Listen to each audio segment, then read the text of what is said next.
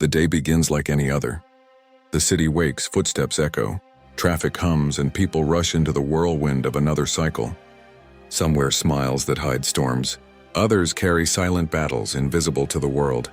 Among them is a man who looks ordinary, neatly dressed, polite, and busy.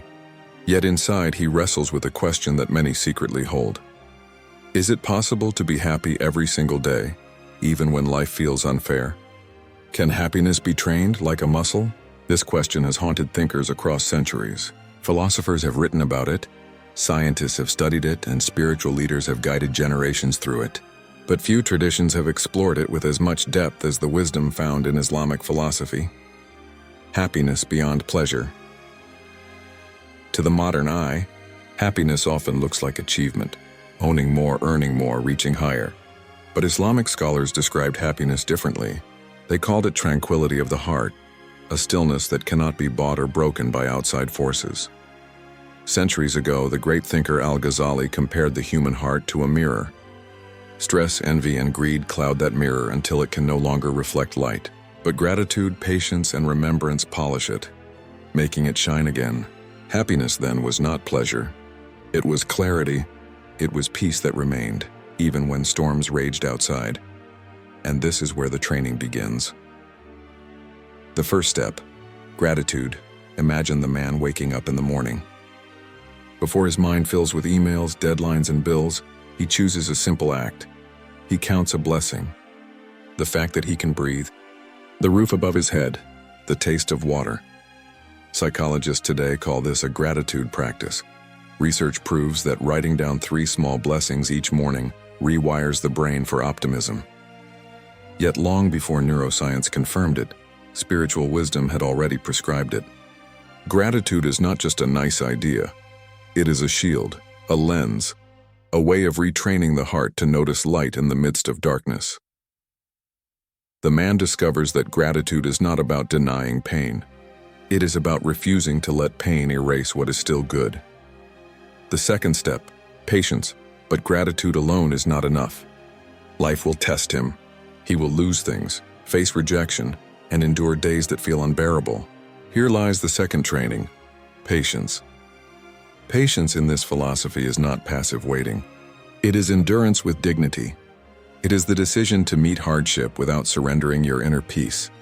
Modern psychology frames this as resilience, the ability to recover from setbacks. But Islamic wisdom taught it centuries earlier. Every trial carries a lesson, and enduring with patience transforms wounds into wisdom. The man begins to notice that patience is like a muscle. The more he practices it in small struggles, the stronger he becomes when larger storms arrive. The third step, purpose. Beyond the self, one afternoon, he sees a woman in the market. Her face is weary, her hands full of heavy bags. Without hesitation, he helps her carry them.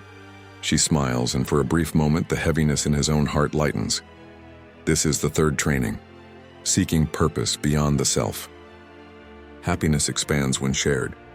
When a person serves others, even in small ways, the cycle of self-centered worry breaks. Science again agrees. Acts of kindness release hormones that lift mood and reduce stress.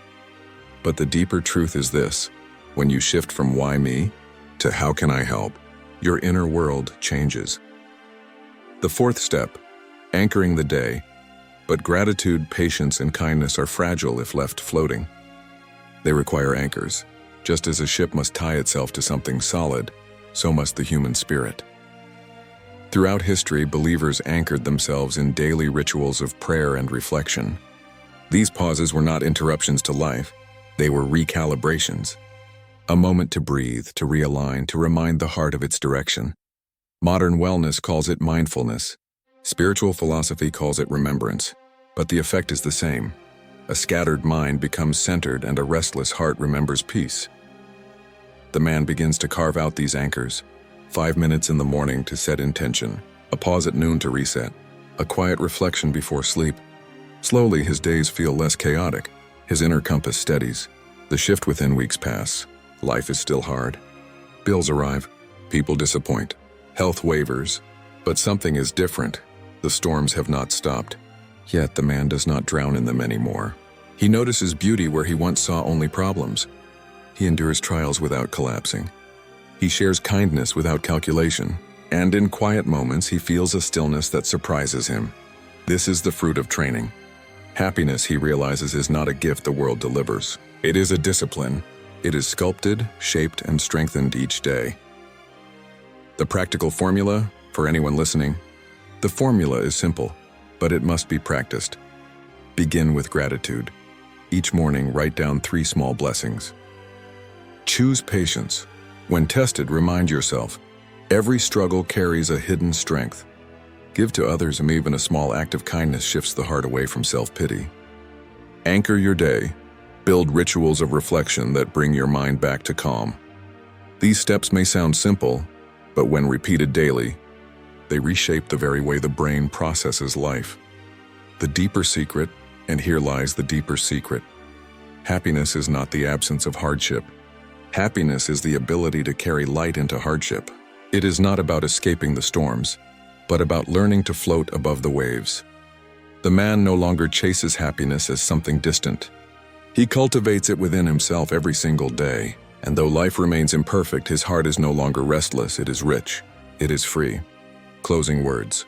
So when you wake tomorrow, remember this. Happiness is not waiting for you in some distant future after every problem has disappeared. It can be trained today, in gratitude, in patience, in kindness, in stillness. Happiness is not what the world gives you. It is what you build inside yourself every day, even in hard times.